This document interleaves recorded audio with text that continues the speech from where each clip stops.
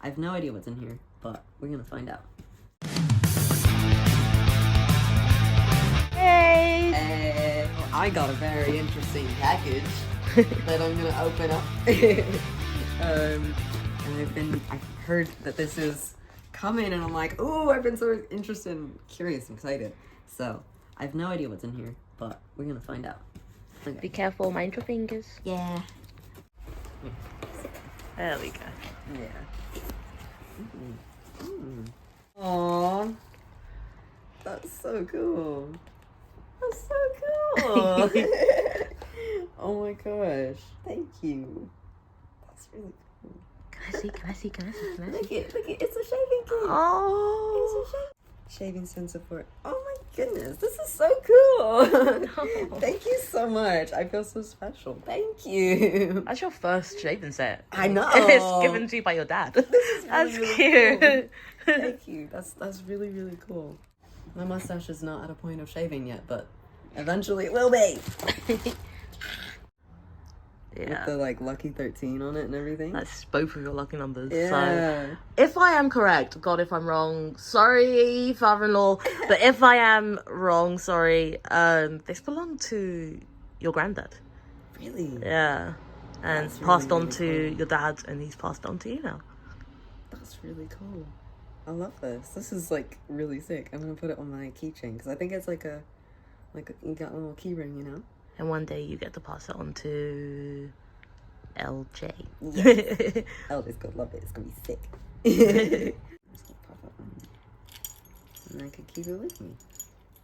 That is so sweet. Definitely. Aww. How does it feel having obviously you're a trans guy, you can choose if you wanted to go into like your relationship with your dad because he's new in your life. How does it feel having like a supportive parent, like especially like a dad as a son? How does that feel? It's wild. I feel like kind of like the universe gave me my dad at the right time, you know, because I'm going through my transition at this time, and it's such a like big time for me in like my transition and my masculinity and all that stuff. And so like having a dad right now is like really cool and really special. And it's like, yeah, this is really cool, and I just love this kind of stuff. I didn't get this growing up, and so it's like, you know, it's really cool. Yeah. Yeah. You're holding back tears, baby. Maybe a little bit. Can I ask you another question? How did your dad react to finding out? Because you have one of the most interesting stories, which I think is a whole story for itself later on. It's a whole thing. But how did he react to finding out his what assumed to be daughter was actually his son? How did that go? Yeah. Honestly, like I was a wreck, like super nervous about it. Because obviously it's like a big thing. It's a vulnerable thing, but he was amazing, and he went and did research and stuff, and he like watched videos and came back and like was talking about all these things that he knows about like testosterone, and you know, giving me advice already, and like, you know, just kind of like giving me that kind of dad talk kind of stuff. And you know, it felt like I was like going through puberty with my dad and stuff, and it's like, you know, that sort of thing that I didn't get growing up with him and stuff. So it was like a really cool moment, and a very like, it felt kind of like it was like a healing thing for both of us in that way of like, we didn't get this then, but we get it now. Yeah. One thing I love that your dad did is like almost instantly we get put in a group chat with his lesbian bestie. Yes. And he's like, look, her gay, me no gay. If you have question for gay, go to Big Auntie Gay. Yeah. That's not what he said, but that's basically what it came to. And it was really sweet of him being like, I really want to help you. I'm researching, but if you ever need a woman's touch, if you ever need a lesbian, if you ever need feminine energy, this is someone that I can trust. And that was done within the first week of us meeting him. Yeah. It was probably like a couple days after our group chat was made with the three of us. Yeah, it was super, super cool. My glasses are falling off. It's okay. It was super cool, and yeah, it was just so, like, I didn't know what to expect, but I didn't expect that, and I was really, really, like, grateful that was the case, because I know a lot of trans kids aren't as lucky, and that's with family that knew them their whole life. And this was a unique situation where I didn't know my dad until later on in life, and very recently we've gotten in contact, and it's a very bizarre situation to navigate. It's not the norm of how you find your dad, but it's honestly, like, he's been great, and I never expected that he was gonna be so cool. So it's really cool. Do you have any advice for parents out there for kids who are coming out? Because maybe your dad should be the one doing this video. I mean, as a kid who's had, like, a range of experiences with regards to coming out, I think, honestly, doing work as the parent to understand things in your own time, kind of taking up that responsibility a little bit, it can mean the world to your kid, because it's, when they come to you and they say, hey, like, if your kid comes out to you and they're like, I'm trans, them getting to that point is a big step, and that took a lot of time and consideration and stress and worry and mental gymnastics of trying to figure out how and when, and in what language they should tell you this, because they oftentimes are very worried about how you would react, or how you're going to feel, or what's going to happen in the aftermath. And I think it's really beneficial for a parent to do that work.